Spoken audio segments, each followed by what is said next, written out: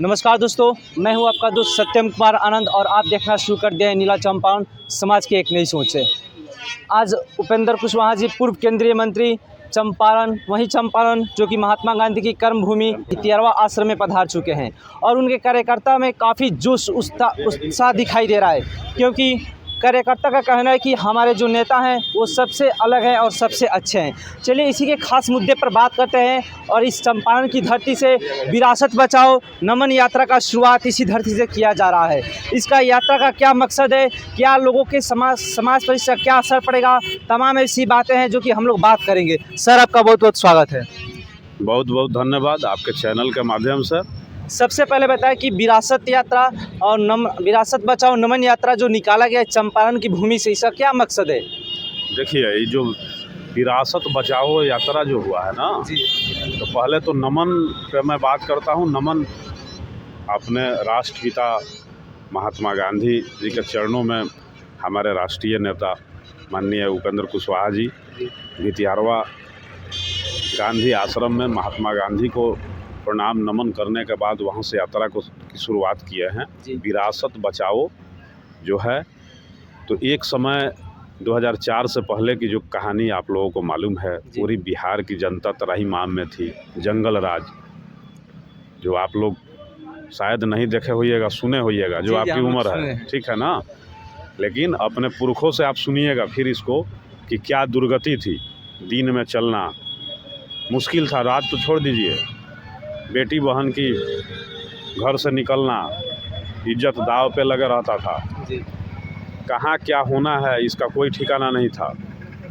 तो आज जो थोड़ा थोड़ा दृश्य उसका झलक आ रहा है ना, तो हमारे माननीय उपेंद्र कुशवाहा जी भी माननीय मुख्यमंत्री जी के साथ में थे जी।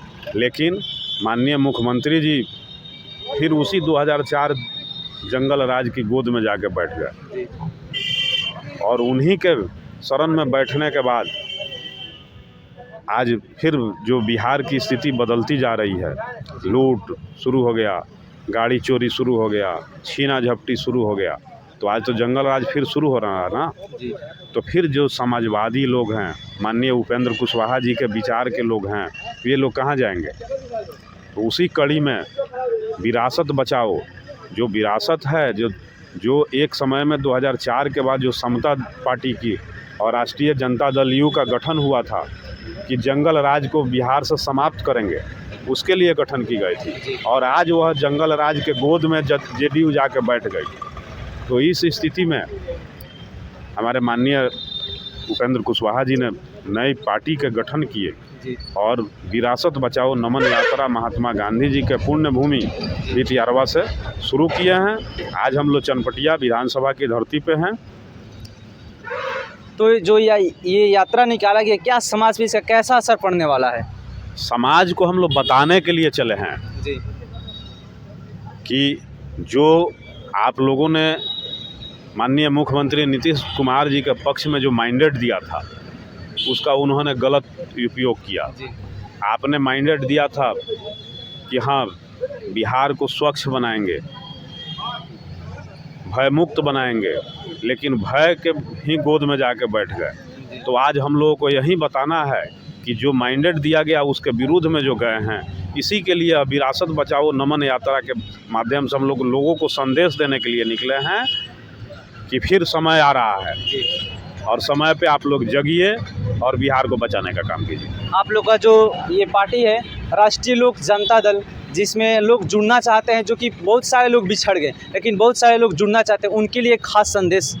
हाँ, उनके लिए खास संदेश है। हम लोग एकदम इस पश्चिम चंपारण जिला के लिए एकदम खुले हुए हैं। जिनको भी ज्वाइन करना है वो एकदम स्वागत है उनका, आवें और ज्वाइन करें।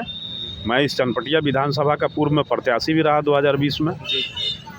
आगे भी यदि पार्टी और यहाँ की जनता जवाबदेही देगी तो उसके लिए भी मैं रहूँगा, लेकिन एक एक दरवाजे पे जाएंगे, हर किसी को जोड़ने का काम करूँगा। क्या आप लोग उपेंद्र कुशवाहा जी को मुख्यमंत्री के तौर पर देखना चाहते हैं? देखना नहीं चाहते हैं। बिहार का पूरा नज़र ही टिका हुआ है कि उपेंद्र जी ही हैं। यदि उनके अलावा कोई हैं आपके नज़र में तो बतावें मुझे भी।